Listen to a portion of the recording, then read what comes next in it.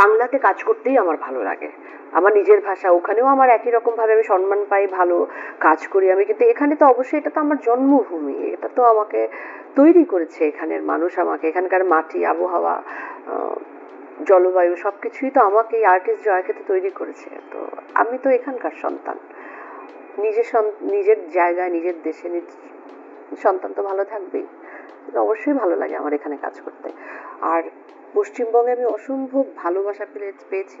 সে যে আমি বলি না যে আমি হয়তো এখানে বড় হয়েছি, কিন্তু ডালপালা মেলেছি আমি ওখানে, কলকাতাতে, পশ্চিমবঙ্গে।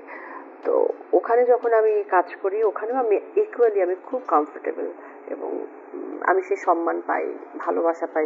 পশ্চিমবঙ্গের দর্শকরা আমাকে খুব ভালোবাসে।